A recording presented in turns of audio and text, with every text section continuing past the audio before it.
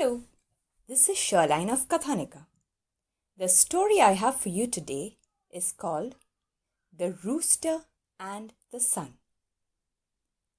Once upon a time, the sun, the moon, and the stars were having a friendly chat. The moon cracked a joke. The sun and the stars found the joke terribly funny and began laughing. Ha ha ha ha ha! The sun held his tummy and rolled over laughing. That was so funny, he said. As sun laughed, it got hotter and hotter and hotter. It was so hot that the water in the ponds got very, very warm.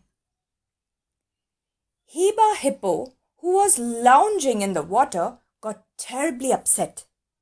He looked up at the sun and said, "Gosh, it's so hot today. Hey sun, look at what you're doing by shining so bright. The water in my pond is so hot the fish are getting cooked. Why are you showing all your teeth and laughing so much? You big orange pumpkin, you. Can you go somewhere else and laugh?" Sun stopped laughing. He was hurt by Heba Hippo's rude comment. Sun burst out crying. "Boo-hoo-hoo! That Heba Hippo! He called me an orange pumpkin! Boo-hoo-hoo!" Coqui Crocodile too was disturbed. She looked at the sun and said, "Hey, you red potato head! Can't you see it's getting hot? Stupid fellow! Look at my skin. It's become hard like a rock. I don't know if I'm sitting on a rock or the rock is sitting in me. Hey, sun, hey, go somewhere else and laugh." wailed the sun as tears began to collect in his eyes. "That Coqui Crocodile called me a red potato head." Kalia Crow too had grown very hot. "Caw! Eek! Sun, hey! It's so hot! Look at me!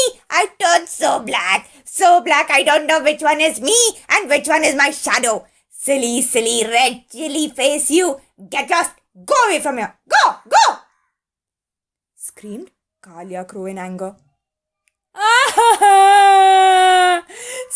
Silly red chili face! That Kalia Crow called me that!" bawled Sun, while large tears streamed down his face. Sun's happy mood had turned into one of pain. "Okay, all right.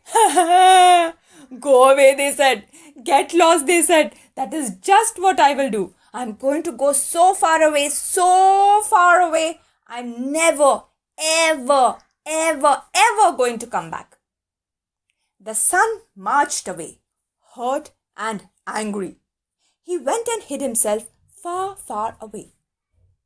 With the sun gone, darkness descended on earth. Everywhere it was dark, black. Nobody could see anyone or anything. Everybody thought it had become night and the sun would rise the next morning. But the darkness just went on and on and on. The animals were puzzled. They had waited patiently for a long time for it to become bright again, but the sun did not seem to rise. After a time, the tummies of the animals began to rumble and grumble with hunger. "Goodness, it's so dark and I'm hungry," said Bouncy the tiger. I smell a goat." Bouncy Tiger felt a movement to his left side. Blindly, Bouncy the tiger opened his mouth and pounced on what he thought was a goat. "Hiss-yow!" yelled Sneaky the snake when he found his belly in Bouncy the tiger's mouth. "Yikes! Spat out Bouncy the tiger. "Yuck! I got a noodle." He cleaned his tongue in disgust. Meanwhile, Cookie Crocodile too was hungry. Cookie Crocodile felt her way to the banks of the pond gingerly, and she brushed against something sturdy and tall. Ah, I think it's a plump stork bird, said Cookie Crocodile to herself, imagining a nice fat stork standing in front of her. Cookie Crocodile's mouth began to water. What a bit of luck! Let me get him before he flies off. With that, Cookie Crocodile opened her mouth wide and in the darkness took a giant snap, locking her jaws sideways around what she thought was the leg of a stork. Kadak, kuduk, kadak. All the teeth in Cookie Crocodile's mouth broke and fell out as she had bitten hard into a tall, slim coconut tree. Yow! Yelped Cookie Crocodile in pain and disappointment. Now, high up in the branches of the mango tree, Nippy Parrot was listening to all that was happening around her. Nippy Parrot smiled. Good thing I'm on the mango tree, she said to herself. I had seen a nice mango hanging just about here. Nippy Parrot carefully extended her foot to one side of the branch. Then she pulled up the next one and began sliding sideways to reach the spot where she thought the mango ought to be hanging. Nippy Parrot aimed in the dark and took a nice bite of what she thought was a mango. Yipes! Yelled Bongo Monkey in pain, leaping into the branches above. Nippy Parrot had unknowingly bitten into Bongo Monkey's butt. Thui, thui, thui, thui, thui, spat out Nippy Parrot, trying to get Bongo Monkey's hair out of her mouth. This is getting too much, said Bongo Monkey, rubbing his sore butt. We have to get the sunshine again. Who was it who laughed at the sun? Who? Huh? Hiba Hippo, Cookie Crocodile and Kalia Crow, isn't it? Now you must go apologize to the sun and ask him to come back. We cannot go on living like this in darkness. So, Hiba Hippo, Cookie Crocodile and Kalia Crow went in search of the sun. Hiba Hippo, Cookie Crocodile and Kalia Crow travelled far into the sky. They found Sun sitting behind a cloud with a long face. Oh Sun, please come back. We are sorry we made fun of you, said Hippo. Huh? Mocked the Sun. Big orange pumpkin, potato head, silly red chili face. Didn't you call me that? I'm not coming back. Sun folded his arms across his chest and turned his back on Hiba Hippo. We miss you. We are all very sad since you went away. Please come back, appealed Cookie Crocodile. Go away. I'm very angry with all of you, said Sun stubbornly. We have been very bad, but you must forgive us. Please come back and shine. Please, come, pleaded Kalia Crow. No way. You wanted me gone and I've done just that. I'm not coming back. So saying, Sun ran further into the clouds. Hiba Hippo, Cookie Crocodile and Kalia Crow came back to the jungle, dejected and disheartened. Sorry friends, we tried our best, but the sun is very angry and refuses to come, reported Hiba Hippo to the animals who were all waiting eagerly in the pitch darkness.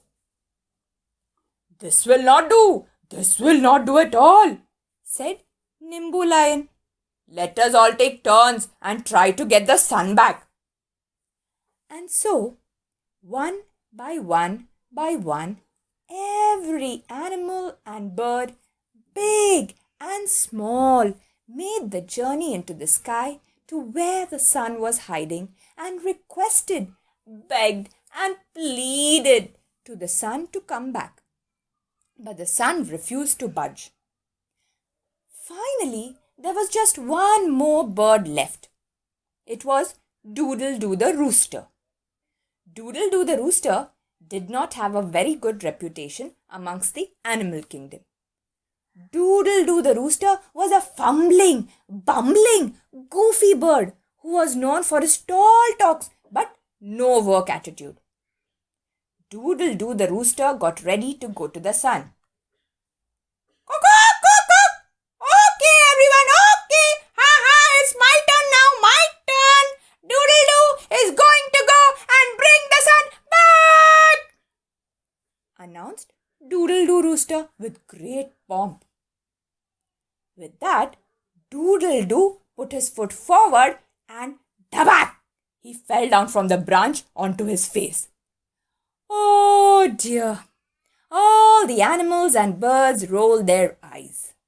Doodle-Doo rooster could not take one step without fumbling. How would he bring the sun back? What can Doodle-Doo rooster do? Said every animal and bird to one another. They had all given up hope. But Doodle-Doo rooster was a smart chap. He quickly picked himself up, stretched, flapped his wings, and went in search of the sun. The sun was still hiding behind the clouds. Doodle-Doo rooster slowly made his way to the sun. Mr. Sun! It's been a long time, sir, since we saw your wonderful face. All the animals and birds have come and begged your forgiveness.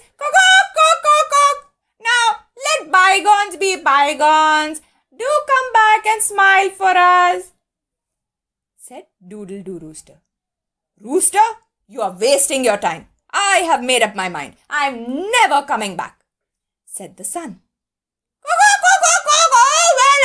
well, if that is what you want, what can I say? Said Doodle-Doo rooster slyly as he turned to go back to earth.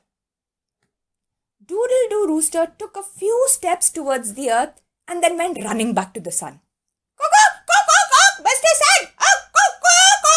I have just one concern. It is terribly dark on earth. We have no sense of direction. And you see, all the animals are quite hungry. I heard Pouncy the tiger say to Mrs. Tigress that he is planning to catch me and have me for dinner. Now if that happens, Mr. Sun, you are to blame. My blood will be on your hands.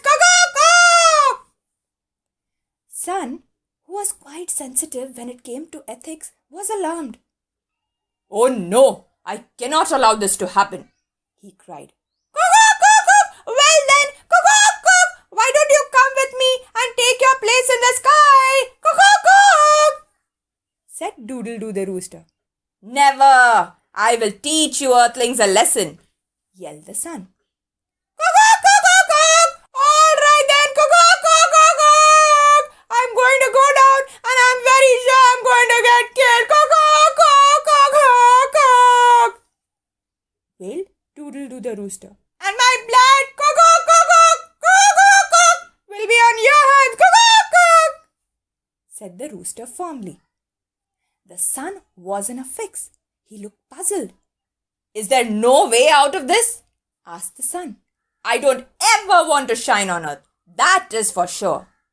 But I don't want your blood on my hands either, he said softly.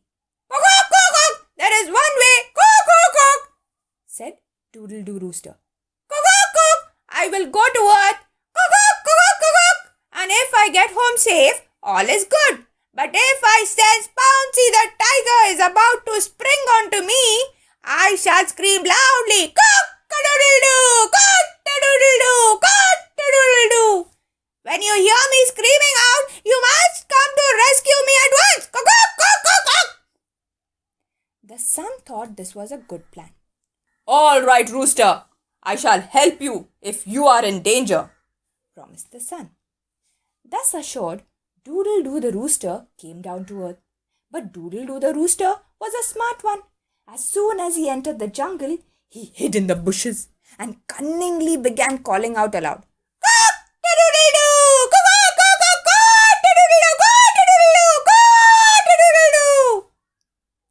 The sun, true to his word, came running to help the rooster. As soon as the sun came towards earth, one side of earth lit up.